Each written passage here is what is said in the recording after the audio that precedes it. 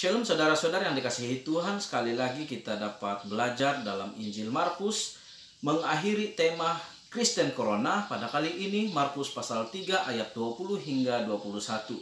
Ayat sebelumnya telah kita pelajari bahwa Yesus memanggil ke-12 muridnya, dan ke-12 murid itu memiliki karakter yang berbeza. Di dalam kekeluargaan kita mungkin tidak sampai 12 orang, dan kebanyakannya mungkin hanya ada anak dalam 4 orang, dan sekitar satu keluarga ada 6 orang. Jadi hanya separuh dari itu. Telah pun nampak perbezaannya. Tetapi seandainya Yesus menjadi pusat bagi ke-12 murid, maka mereka boleh saling menerima. Mengapa kita tidak dapat saling menerima?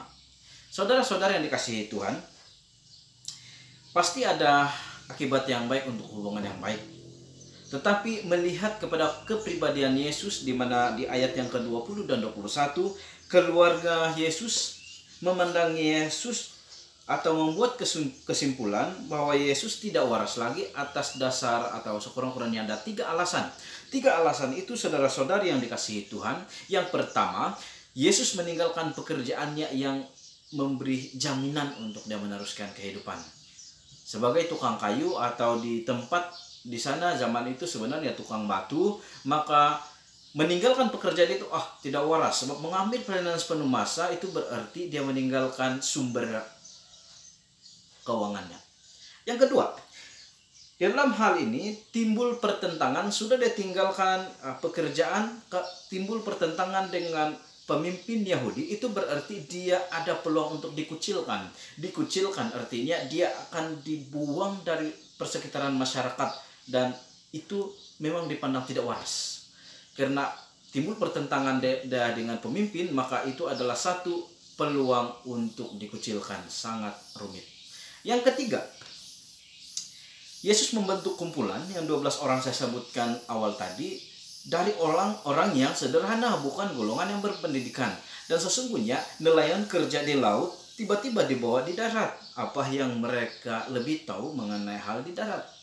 Dan ia memilih salah seorangnya adalah pemungut cukai yang sudah bertobat, yang sudah berubah. Kemudian salah seorangnya adalah Simon, orang Zelot yang begitu nasionalis, yang sesungguhnya kalau dipandang bertentangan penuh dengan pemungut cukai yang sudah bertobat itu.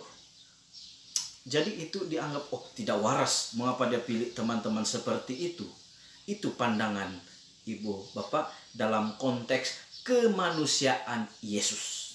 Tetapi Yesus memandang ada 3 perkara yang ia telah jadikan teladan untuk orang yang ingin mengambil keputusan mengikut dia sepenuhnya. Yang pertama, yang dianggap sebagai jaminan, ia telah buang. Karena ia meletakkan suatu tanda, teladan, contoh yang amat baik, sehingga sesungguhnya dia dapat memberikan satu andalan kepada orang yang akan mengikut dia supaya mengandalkan Tuhan sepenuhnya. Yang kedua, ia telah membuang rasa damai. Memang kita tinggal di rumah rasa damai. Kalau kita di rumah, kita hanya perlu memikirkan istri atau suami atau anak-anak. Paling tidak keluarga mertua dan keluarga kita sendiri cukup, kita sudah rasa aman. Uang kita hanya boleh pikirkan demikian, dan pikiran kita hanya terfokus kepada keluarga.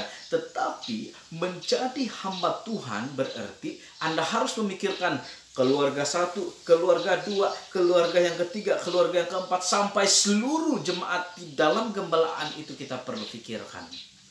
Dan itu bukanlah suatu yang rasa damai, kecuali kita benar-benar memiliki panggilan untuk melayani Tuhan sepenuh masa. Yang ketiga, Yesus menunjukkan dirinya tidak terpengaruhi atau tidak tertarik dengan penilaian orang lain. Bagaimana orang nilai latar belakang kita, itu terpulang dia.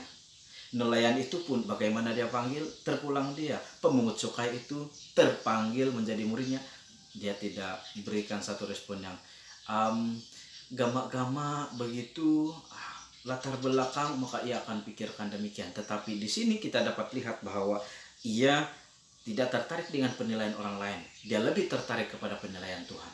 Jadi saudara-saudara yang dikasihi Tuhan, sesungguhnya demikianlah seharusnya kita mengambil pikiran yang lebih positif mengenai panggilan, di mana tujuan kita menunjukkan jaminan Kristus Yesus dalam panggilan itu jelas. Rasa damai bersama dengan Tuhan meskipun memikirkan banyak perkara itu jelas. Dan penilaian orang lain itu tidaklah sepenting penilaian Tuhan terhadap apa yang kita lakukan sebagai pengorbanan untuk melayani Dia sepenuh masa. Terima kasih, Tuhan memberkati.